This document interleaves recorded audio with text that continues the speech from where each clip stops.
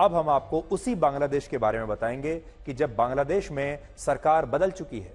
और पूर्व प्रधानमंत्री शेख हसीना को भी अपना देश छोड़कर भारत आए 3 हफ्ते बीत चुके हैं, तो वहां पर अब भी हिंसा रुक क्यों नहीं रही। हमें समझ में आता है कि पहले हिंसा हो रही थी सरकार बदलने के लिए,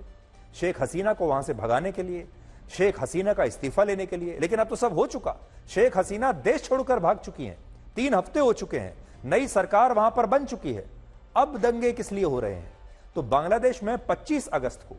हजारों लोगों की भीड़ ने ढाका के सरकारी सचिवालय को बंधक बना लिया और वहां पर हमला कर दिया, जिसके बाद इन प्रदर्शनकारियों और सेना के जवानों में हुए संघर्ष में 50 से ज्यादा लोग घायल हुए और स्थिति यह हो गई कि वहां की सेना को एक बार फिर से ढाका की सड़कों पर कर्फ्यू लगाना पड़ा। और अब भी जब हम आपको यह खबर दिखा रहे हैं इस वक्त,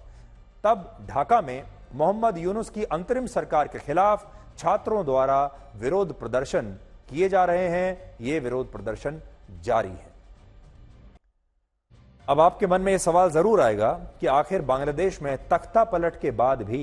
यह हिंसा खत्म क्यों नहीं हो रही। तो इसका कारण यह है कि अब बांग्लादेश इतना अस्थिर हो चुका है राजनीतिक रूप से कि वहां लोगों का लोकतंत्र में विश्वास समाप्त होता जा रहा है और अब लोग हर बात के लिए सड़कों पर उतरकर हिंसा करके अपने हक को वहां की शासन व्यवस्था से छीनना चाहते हैं। लोगों को एक बात समझ में आ गई कि जब तक वो हिंसा नहीं करेंगे, जब तक सड़कों पर नहीं उतरेंगे, जब तक तोड़फोड़ नहीं करेंगे, तब तक सरकार और प्रशासन उनकी बात नहीं सुनेगी और तब तक वो अपनी मांगों को नहीं मनवा पाएंगे। कल भी बांग्लादेश में जिन छात्रों ने हिंसा की, वो छात्र अंसार ग्रुप के सदस्य हैं जो शेख हसीना का समर्थन करते थे और वो पैरामिलिट्री जवानों के रूप में काम किया करते थे। लेकिन शेख हसीना के बांग्लादेश छोड़ने के बाद अब इस अंसार ग्रुप के तमाम लोग अपने लिए राष्ट्रीयकरण की मांग कर रहे हैं और इन्हें लगता है कि अगर ये लोग हिंसा करेंगे तो इनकी मांगें जल्दी मान ली जाएंगी। यानी बांग्लादेश के 17 करोड़ लोगों ने अब यह मान लिया है कि हिंसा ही सारी समस्याओं का समाधान है और अब वहां हर मांग को लेकर आंदोलन हो रहे हैं और इन आंदोलनों में दंगा करके, हिंसा करके, तोड़फोड़ करके, आगजनी करके लोग अपनी मांगों को अंतरिम सरकार तक पहुंचा रहे हैं। और इससे यह पता चलता है कि जब किसी देश में हिंसा को राजनीतिक हितों के लिए सही ठहराया जाता है तो वहां बाद में इसका क्या असर होता है, यहां आप देख लीजिए। अब वहां अलग अलग ग्रुप्स, अलग अलग तरह के समुदाय,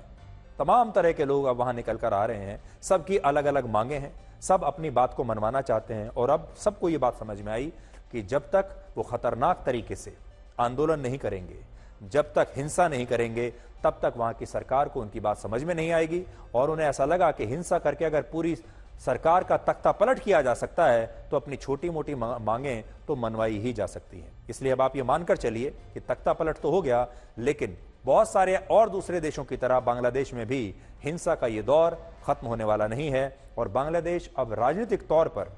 आने वाले बहुत समय तक ऐसे ही अस्थिर रहने वाला है।